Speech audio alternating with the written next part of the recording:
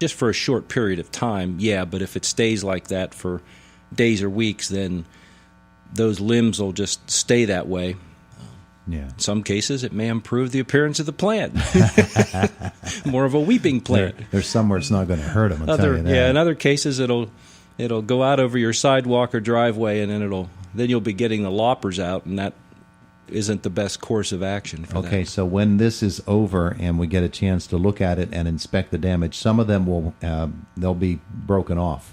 Yeah, and that's entirely possible. What do we do with those ones that are broken off? Yeah, so anything that's broken, split or broken, and sometimes we'll get damage like this that you really won't be able to see. It may snap it or just break it enough at the base, but it doesn't look like it's broken. And later on next year, then it'll show up. That branch may not actually leaf out next year because it died because of that damage, but it wasn't real visible. Mm-hmm.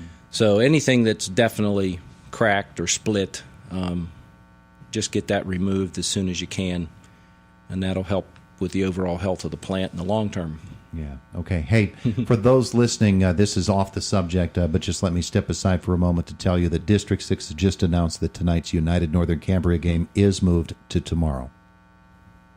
Yes. Okay, that's confirmed from the folks at District 6. So no football game tonight there. Let's get back now to our talk about storm damage and all of this that we're going to be dealing with all winter long, right? I would hope not. You would hope not, but we're starting early. It's November, yeah.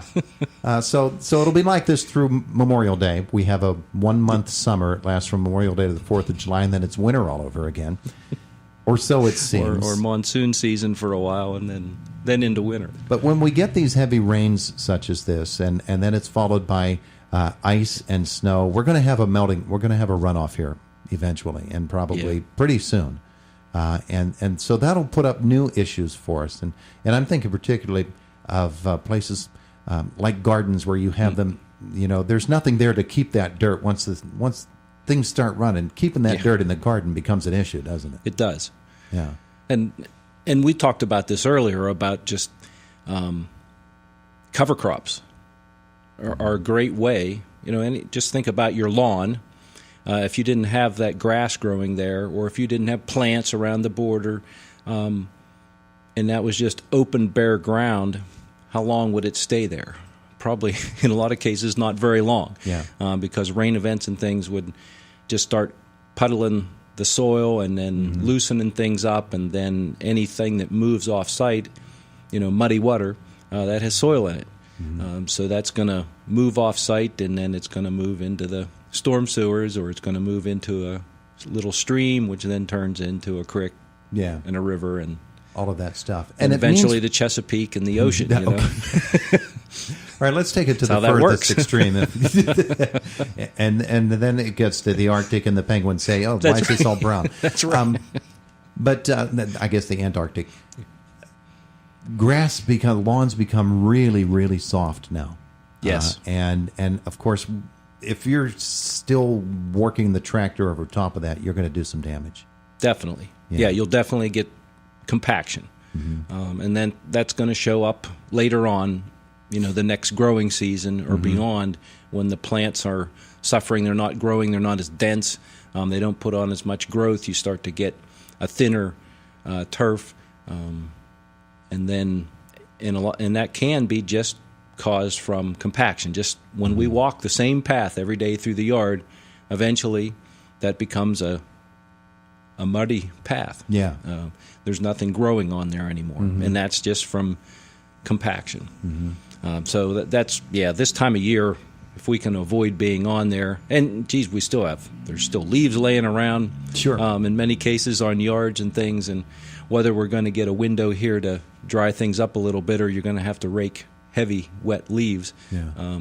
And the bigger the leaves, some of the Norway maples and sugar maples and that have large leaves like that, when those lay down and then they get wet, they become a real carpet. Then they they just become a thick layer there that will seal things off, and then that's going to damage the grass, smother the grass out.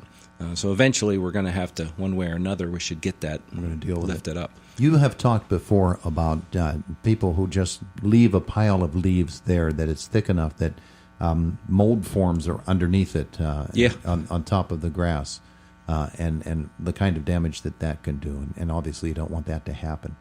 The other day, I did get a chance on that one day that we had this week to get out and chop up the stuff with the mulching kit on the mower. There you go. And so we got all of that done. But if people did not get that done, and they end up not getting the chance to, then is that their only recourse, is to get the rake out, or do they just let it go till winter? Yeah, and till spring? and if you have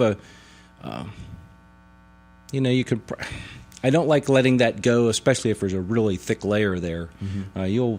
You'll weaken the grass in that case, just by leaving it there over winter. Hopefully, eventually, even if you can get dry enough that if you have a blower, that you don't have to rake them all, but at least can get them blowed off to the side to get them out of the way. And maybe once the snow melts and we get a nice hard freeze, then the yard itself will freeze, and you can get out and get them then. That's right. Yep. Okay. Yeah. Fun stuff. Man, I so much It's never easy. I like talking about growing flowers and planting gardens so much more than coming into winter and all of this stuff. And if you have things in containers, you may still have flowers in containers outside.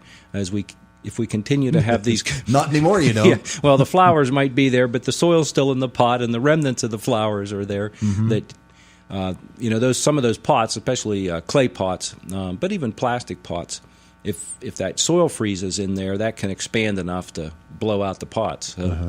So you might want to knock the soil out of those, or put them in a protected place. You may have some perennials planted in pots that you could move into, even an unheated garage if you're trying to keep them in those containers, and then you add a few annual flowers in there in the spring, but you have a flower that's in there in the middle of the pot.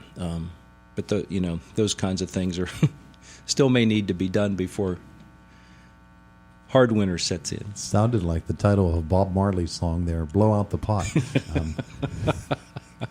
Okay. All right, so we're getting near the end of this fractured up segment here with Bob Pollock on this Friday morning. And maybe next week we'll talk about something that we get into at this time every year, because it'll be the weekend after Thanksgiving. Yeah. And pretty soon people are going to be wanting to get those poinsettias that they've had in those dark rooms, and their Christmas cactuses, trying to force them to bloom at exactly the right time. Yeah, hopefully that process has already started. Mm-hmm. We're almost at Thanksgiving now, so if you wanted them for Christmas, October, and we did talk about that back in October about putting them in the dark room at that point. So you should by now be starting maybe to see some color in those in the bracts. Except the room is dark and you can't really see it.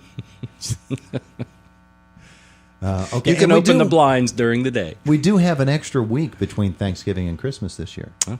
The Advent season doesn't start until December 2nd, so there's another Sunday coming after Thanksgiving. So there are 5 weeks between Christmas and Thanksgiving. Thought you'd like to know. Hey, that's good information to have. Could be wrong about that.